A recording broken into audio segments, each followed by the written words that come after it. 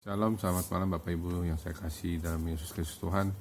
Pada malam hari ini kita akan membahas tentang air yang pahit. Sebelum itu kita akan bersatu dalam doa. Bapak di surga, terima kasih Tuhan, Kau sungguh baik kami. Kami bersyukur Tuhan sepanjang hari ini Kau memelihara kami, memimpin kami. Bahkan Kau terus menyelamatkan kami dari segala roh jahat, roh kematian, roh dunia, roh mati, roh santet, sihir, tunung, tumbal, kuda-kuda, roh maut dan roh maut. Mereka coba maut, segala penyakit apapun, tempat COVID-19, varian apapun, dipatahkan kuasa dalam balas Tuhan. Terima kasih Bapa, kami mohon Tuhan, rapilah hamba-Mu yang menyampaikan firman-Mu, biarlah kebenaran firman-Mu ini Tuhan membuat kami Tuhan sadar dan hidup dalam pertobatan, hidup dalam kasih pengampunan, dan hidup dalam ketaatan firman Tuhan. Terima kasih Tuhan, berbicara Tuhan pada hamba-Mu ini dalam Tuhan Yesus berdoa sholli amin. Ya, jadi di sini tentang air yang pahit. Ya, salah satu yang harus kita persiapkan dalam diri jemaat bagi hidup kekristenan adalah tentang mengalami kekecewaan. Ya, jadi setelah melalui Laut Merah, bangsa Israel melewati padang gurun selama 3 hari dan tidak menemukan air. Ya, lalu mereka menemukan air di Mara. Mara itu artinya pahit, tetapi air itu pahit dan mereka tidak bisa meminumnya. Ya, kita membaca dalam Keluaran 15 22-24. Ya, Keluaran 15 22-24. Musa menyuruh orang Israel berangkat dari Laut Teberau, lalu mereka pergi ke padang gurun Syur. 3 hari lamanya mereka berjalan di padang gurun itu dengan tidak mendapat air. Sampailah mereka ke Mara, tetapi mereka tidak dapat meminum airnya yang di Mara itu karena pahit rasanya. Itulah sebabnya dinamai orang tempat itu Mara.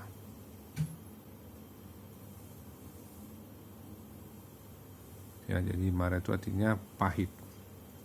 Ya. Jadi apakah yang akan kami minum? Nah, ini dia, karena itulah akan ada saat-saat pahit ya dalam perjalanan kekristenan kita. Ya, kita harus tahu cara mengalami kepahitan di dalam kehidupan pribadi kita. Karena kepahitan itu berbahaya. Jadi kita harus melawan kehidupan yang tidak benar ya. Maksudnya kita harus mengalahkan kepahitan dengan doa. Ya. Kita baca Ibrani 12 ayat 15. Ibrani 12 ayat 15 demikian firman Tuhan, jagalah supaya jangan ada seorang pun menjauhkan diri dari kasih karunia Allah, agar jangan tumbuh ke akar yang pahit yang menimbulkan kerusahan dan yang mencemarkan banyak orang. Ya, makanya ini ayat ini bisa di-share kepada orang-orang ya. Kita harus berjaga-jaga supaya jangan ada kita seorang pun menjauhkan diri dari kasih karunia Allah, agar jangan tumbuh akar yang pahit yang menimbulkan kerusuhan dan mencemarkan banyak orang.